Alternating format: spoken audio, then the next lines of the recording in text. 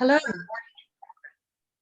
Hello, and welcome to our session on developing viewing skills and building intercultural competence with students of languages.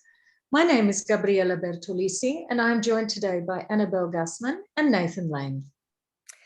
Hi, I'm Annabel Gassmann.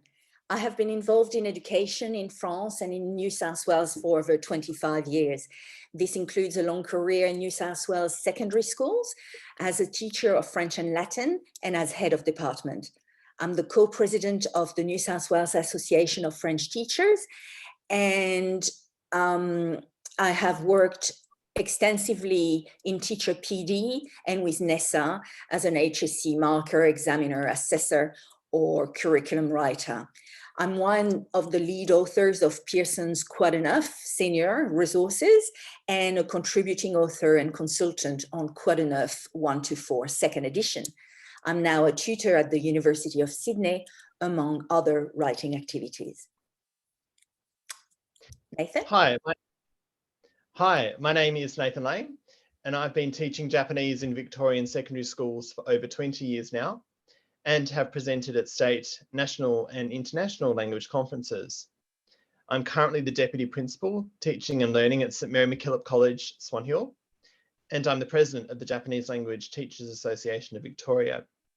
Many years ago, I took part in the writing for the first edition of Pearson's Itomo 1-4 as a contributing author, and more recently, I was one of the lead authors on Itomo Senior. And I currently work at the Victorian School of Languages, where I manage languages curriculum projects for the Department of Education and Training in Victoria. Prior to that, I was managing the International Assessments of Languages Competence tests at the Australian Council for Educational Research and worked as a project manager for languages at the Victorian Curriculum and Assessment Authority. I was recently also past president of the Modern Language Teachers Association of Victoria. I also was a consultant on the Ecco Uno and Ecco Due second edition series from Pearson and led the author team on the current Ecco Senior.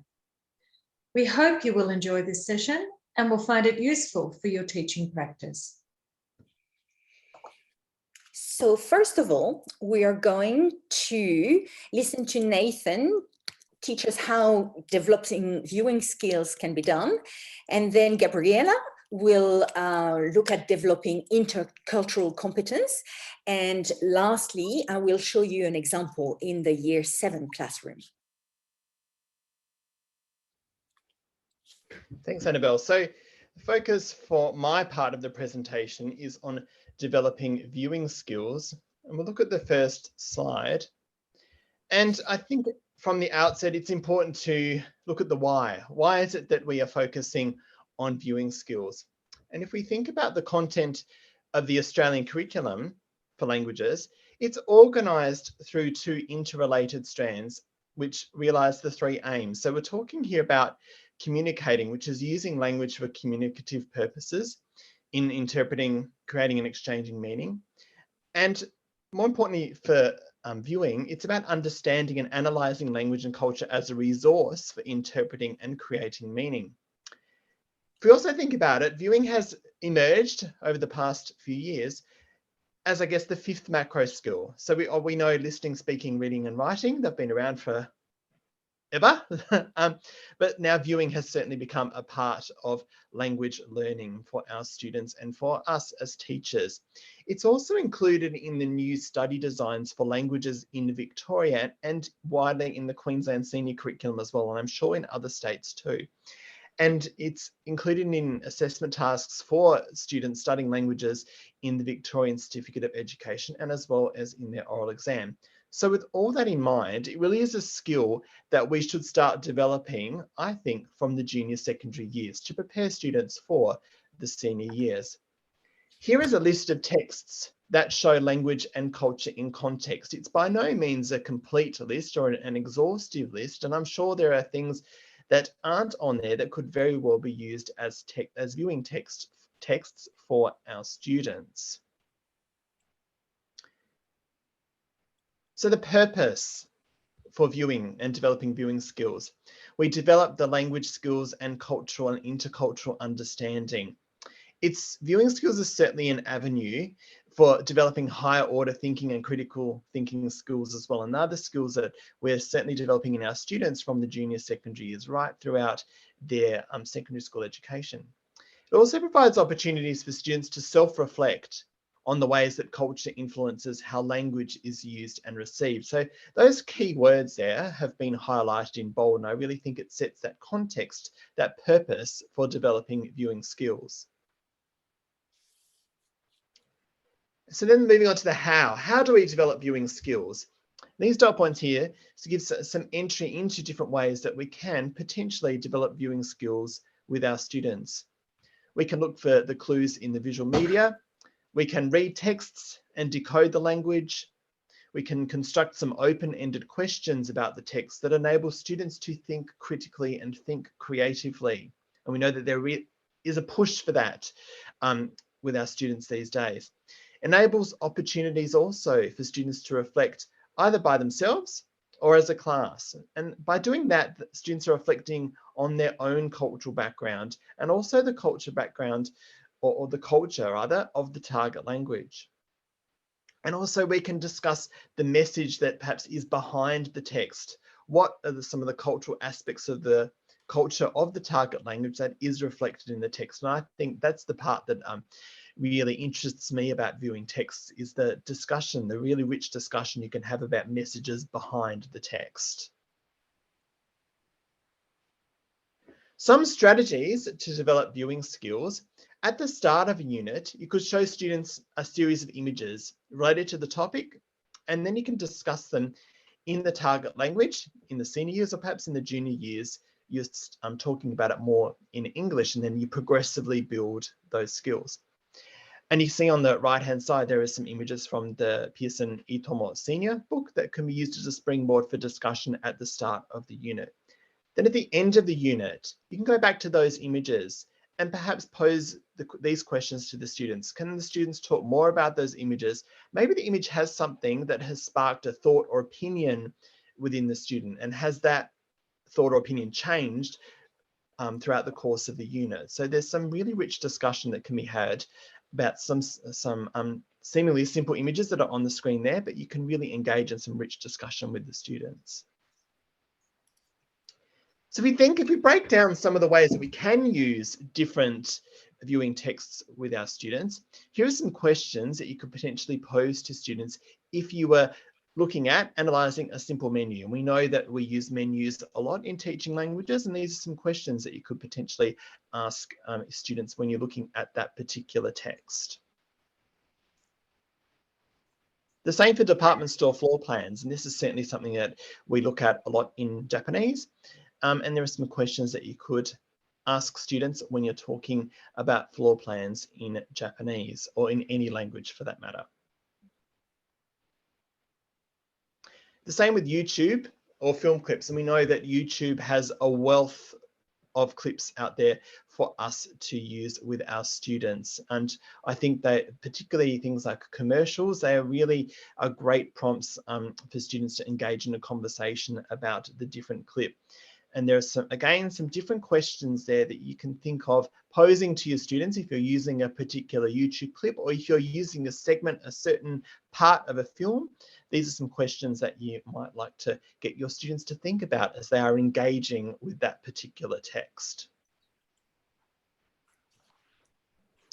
And one of the things that is good to do with students when you're using short little clips like commercials is play the clip without the sound first. So play it in silence, get students to guess perhaps what the clip is talking about.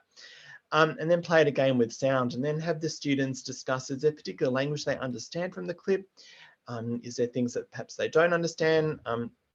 And so on.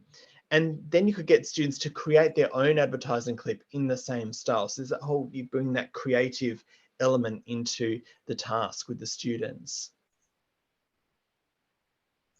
And one of the great things that some of the different tools, online tools, can do these days is turn what I would say is passive YouTube clips where students are just watching the clip, not doing anything necessarily with the clip, into more active content. And tools rather, like Vizia and Edpuzzle or Learn, Play, Pause It, there are lots of tutorials on YouTube that enable you to understand how to use them and to turn what would be as a passive YouTube clip into something that's more active. So at certain points in the clip, the clip pauses and students have to answer a question. So it's making it much more active, the content more active than simply getting the students to view the clip. So it's another way to engage students in their learning.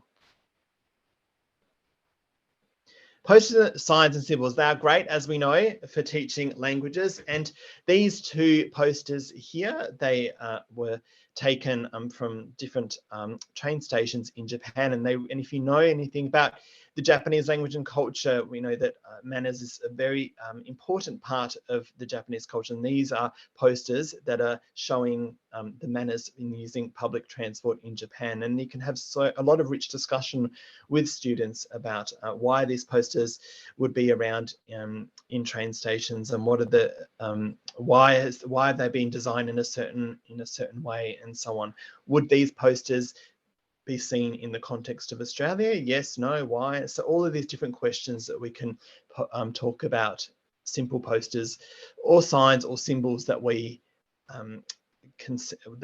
been able to tap into from the country of the language that we're teaching. Maps are also a great resource, as we know, for languages teachers. Again, some questions, some prompt questions for using maps with students. Comic strips are also a great way to engage students in developing their viewing skills. You can look at the cultural elements that are within the different images in the comic strip, and also, of course, looking at the language that's been used in the comic strip. And some of the other ideas, you could actually cut up the comic strip, and then the students have to put the dialogue back in sequence, back in order. Or students can then create their own comic strip in the same style of what they've read in class. So there's certainly a lot of potential for using comic strips, not just as a viewing text, but then as a springboard for a writing text as well for students.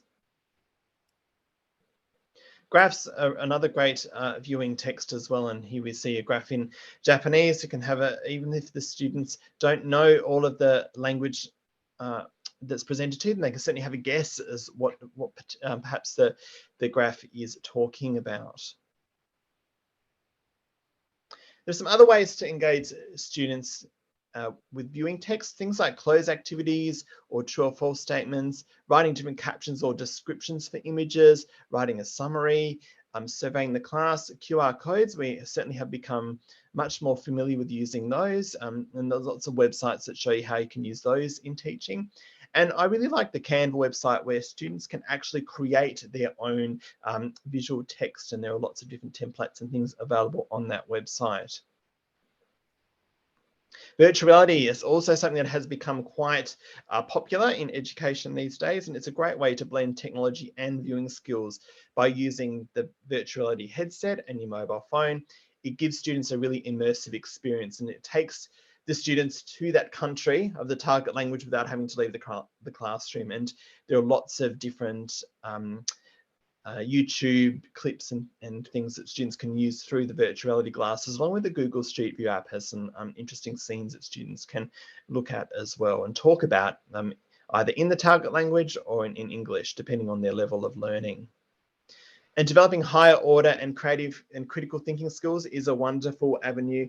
Certainly when you're developing the viewing skills, looking at things like Bloom's taxonomy and de Bono's 6 thinking hats is a great way to develop higher order creative and critical thinking skills. And we see Bloom's taxonomy here, something that we're all quite familiar with, and you can see how you can perhaps weave that into developing the viewing skill.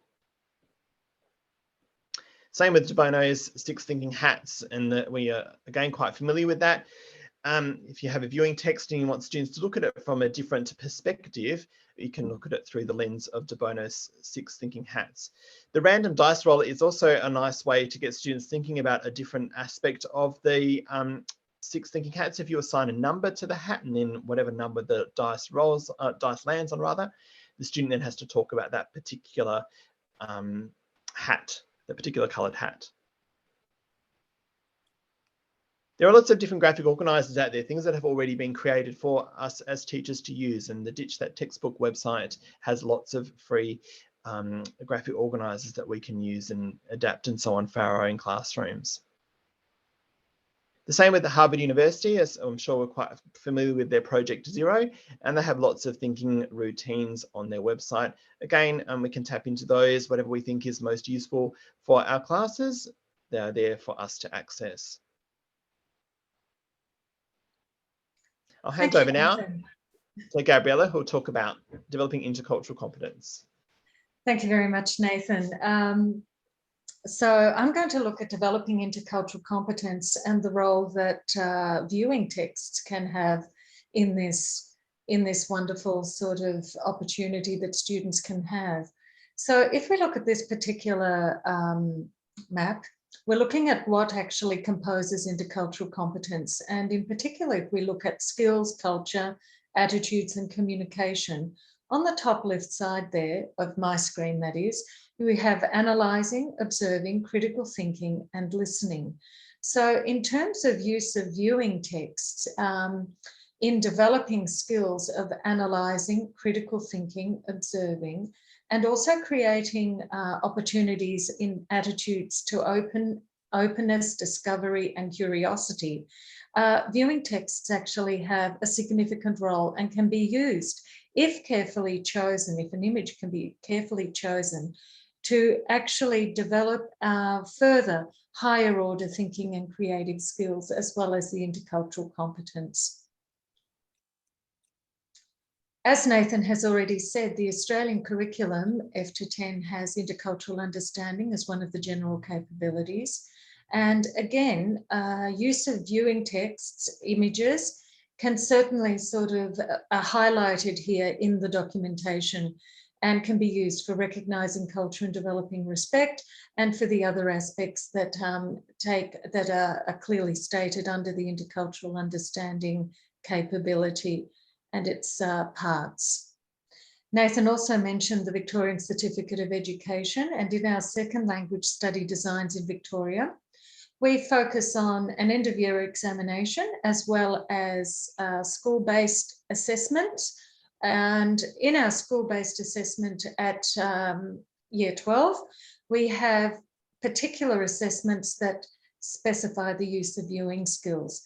So Unit 3, Outcome 2, interpreting information from text, writing responses. I've taken this from obviously the Italian study design.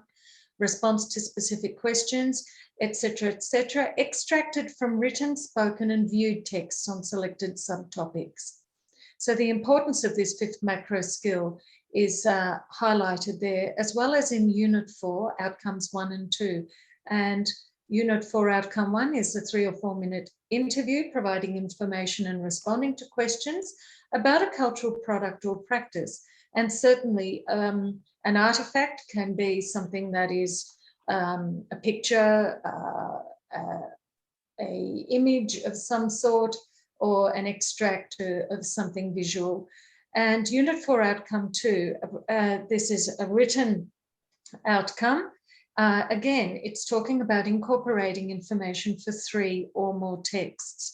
So again, as I was saying, the choice in choosing an image that is, I suppose, very carefully chosen and can complement other text forms is certainly going to be providing our students with an enriched resource and opportunity to be able to scaffold responses or answers for depth, as well as developing their intercultural understanding. So in terms of learning how to interpret images, I'm just going to quote something that's a resource that's been made at the Victorian School of Languages.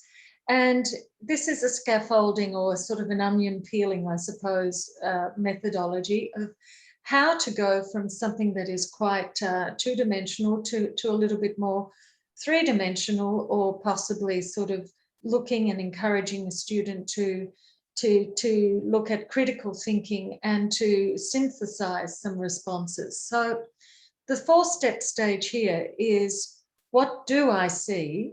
What do I think I see? I wonder if what I'm seeing might be. And how does this compare to what I already know? So we're going from something that is fairly simplistic in a description, an observation, and then sort of something that is going to link to making comparisons and previous knowledge.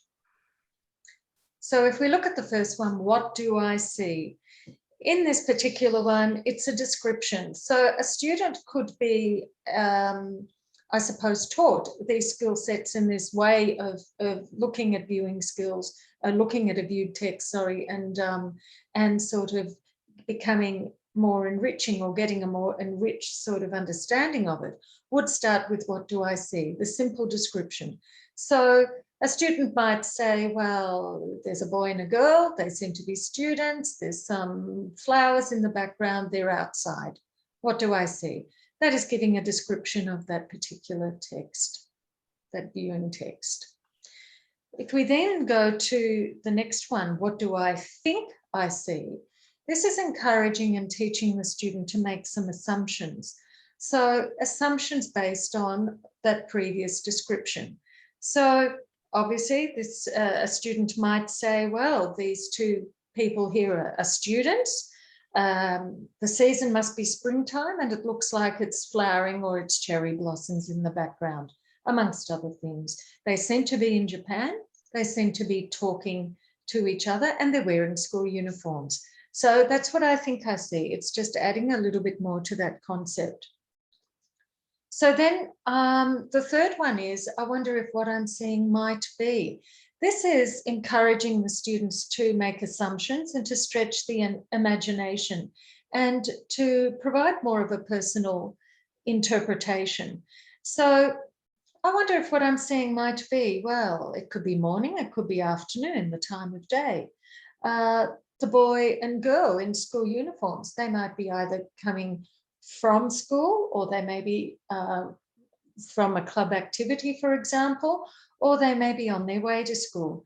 And it seems that they are having a smile, they're smiling at each other and they're engaged in conversation. So who knows what they're talking about? And it seems like they're good friends, but perhaps sort of they're sort of a little bit more than good friends. We don't quite know. But here I am, I'm wondering, I'm making assumptions and I'm stretching my imagination. The final one, how does this compare to what I already know? This is possibly the skill that one would sort of really be wanting to get the students to use and to get to in terms of viewing text, in terms of the enrichment of the process, where sort of students could be making comparisons and linking to previous knowledge. So in this one, the previous knowledge could refer back to schooling and school rules in Japan, looking at sort of hair, looking at school uniforms, making comparisons with Australia. So uniforms in Japan, uniforms in Australia, making a comparison and then possibly coming to a personal comment or a personal summary. Perhaps I prefer Japanese school uniforms because, or I prefer our Australian system of school uniforms because. And also sort of then it could also be a focus on the seasons and the impact of spring and of cherry blossoms and the opportunities, the cultural component that, and the intercultural component that this sort of allows. And for Japanese people in Japan, sort of the joy and I suppose, the ritual in going with cherry blossoms and what that season entails, and a comparison to Australia. Is there something similar? Is this sort of understanding and opportunities, social and cultural, available in Australia? So scaffolding for depth, I think, is the aim with viewed texts and viewing skills in developing intercultural understanding. This particular little excerpt I've taken from the Italian Ecco series, and I think it's really important to carefully choose an image that combined, as I said previously, with another text, whether it's a written or a spoken, is actually going to enhance the opportunity for scaffolding for depth and in developing critical thinking. So in this particular one, we've got, if we look at the image on the right-hand side of the sea, we've got a particular ritual of summertime in Italy, and sort of, I suppose, the formation of the expectations of what Italians, when they go on holidays, or what many go on holidays, actually expect to experience and do experience. You've also got the township at the back, you've got the background, and it's got the image of the sea. So this image can sort of, if we apply the what do I see, what do I think I see, making assumptions, I wonder if what I see might be, and then making the comparisons, could be a very strong, enriching visual text to provide to students. And again, in the Italian Ecco Senior series, when we combine a visual text, a visual image, it can again sort of reinforce and enhance a cultural and an intercultural understanding. So this particular page looked at advising how to spend your free time. It's a blog about what to do in your last years of schooling. That's the part on the left that's talking about, that's the writing. And if we look at the actual image, we see a girl. What is she doing? What does she have around her? And sort of even her physical appearance. So again, what do I see? What do I think I see? Making assumptions. I wonder if what I see might be, and comparisons. Again, that would be allowing for greater exploration of developing intercultural understanding by using these tools, developing critical thinking, as well as synthesizing information sort of when it's combined with other texts. Thank you, Gabriella. I'm going to now look at developing intercultural skills as a year 7 lesson. And I'm going to model a year 7 lesson, which could be the first ever language lesson that the students have. And so I'm going to address the students directly. Culture is your identity. It is what makes you who you are. It is your heritage, where your parents and grandparents were born. It is the fairy tales that you heard as a child, the food you eat, the festivals you celebrate, the music you love. It also includes your religions and your beliefs, your humor. So what are intercultural skills? Well, the prefix inter means in between. So obviously, intercultural skills is a set of skills that will allow to build bridges between your culture and language and other cultures and languages.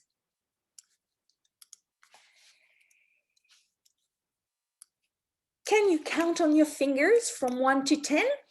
Can you show me how? Can you count to more than 10? Do you need one hand or both? Yes, it sounds like a silly question, doesn't it?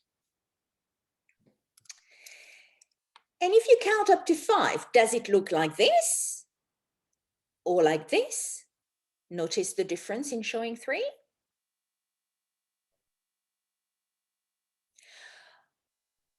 Or does it look like this?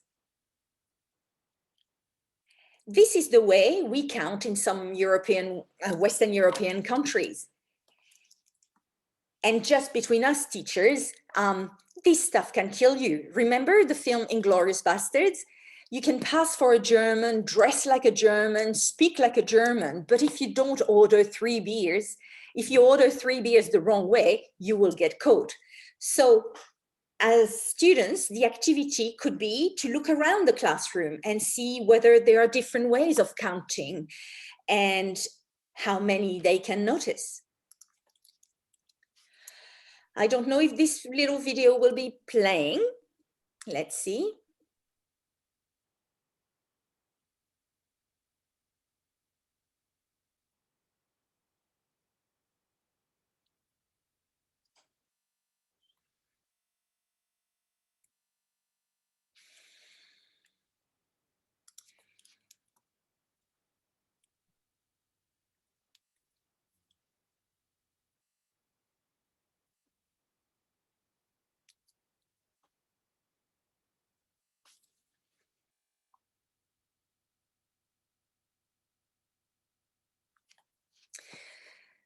This is the way of counting in Chinese.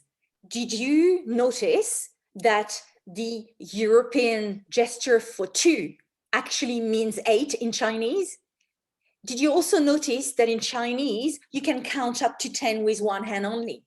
And in some countries, people can count to much more than 10 with one hand, using the 3 knuckles of each finger and the thumb as a pointer.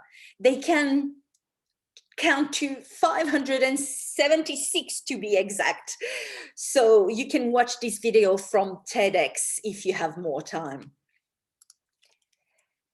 Counting on your hands is an example of what we're going to learn today. There is not just one way of doing or expressing things and feelings. Did you know that? Were you aware of that? How does it make you feel? You can write down an adjective or feeling on a piece of paper. Let's look at these images. Have you ever noticed how people greet you when you go to your local Thai restaurant? Have you, for example, been asked to take off your shoes before entering a friend's house? Well, culture is like an iceberg. It's easy for us to notice how people dress and how people talk, but most of it lays below the surface, like ways of seeing the world, ways of thinking, beliefs, and values. And being more aware of someone else's culture will help you avoid what we call cultural faux pas. What is a faux pas is to make a blunder, to do something that is absolutely not acceptable in someone else's culture. So for example, did you know that what we may take for granted or what may seem positive, like the thumbs up gesture, can be perceived as an insult in other countries? Intercultural skill will give you superpowers as long as you stop, look, listen, notice, and reflect. It will help you realize that there are other ways of doing and expressing things than your own. Other gestures, like the way of counting we just saw, other habits, like we just saw, but it goes far beyond. It will teach you how to expand your horizon and not to be the center of the world. In fact, beliefs can also be different. In many European countries, when kids lose a baby tooth, they said that it's a little mouse that comes into the bedroom at night to collect it. In Australia, it's a tooth fairy. And in other countries like China, kids toss their baby teeth onto the roof or plant them in the soil so that the next one grows straight. Even the way of expressing feelings is different. Even colors vary. In English, you're green with envy, and in French, you're green from rage. In English, feeling blue is sad. In French, blue fear means scared to death. So what does it teach you? It teaches you to become curious and open-minded. And instead of asking, why can't it be the same as in English? You can rejoice at the discoveries.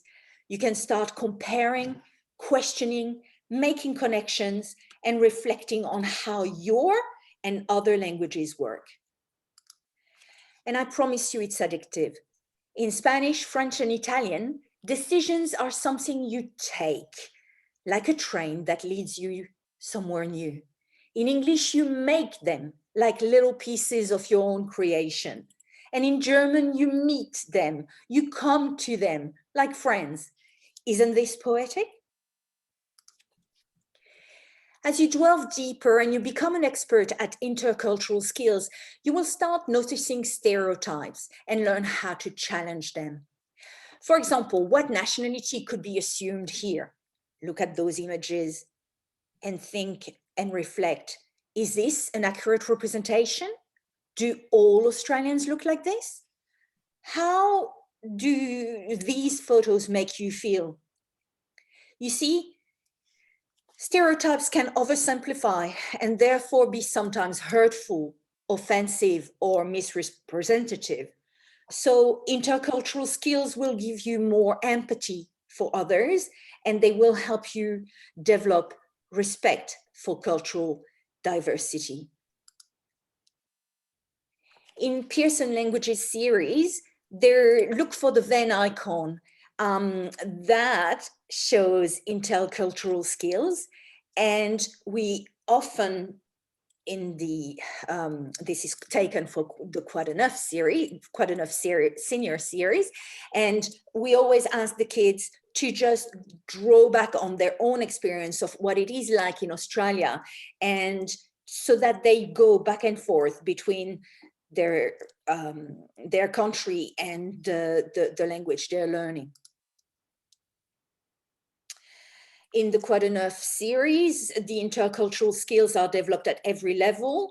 For example, like gestures, like the boff gesture or the French shrug, or the way we kiss, what is appropriate in which region. In the Quite Enough Senior, it's we explore examples like La Fête de la Musique on the 21st of June, which is the music festival, or the French Baccalaureate and what it involves. So these are possible further activities that are possible to conduct. I just want, I just wanted to leave you with one last quote. To speak another language is to have another soul, according to Charlemagne. I hope that this short lesson will have helped students understand how in Australia, plurilingualism is the norm, and challenge the monolingual mindset and promote empathy and respect, as well as help teachers incorporate intercultural skills as part of their teaching. This concludes our presentation. Thank you for joining us today.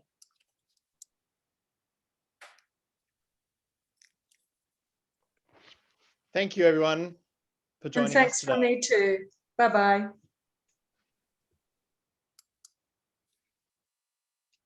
Okay, have stopped recording. And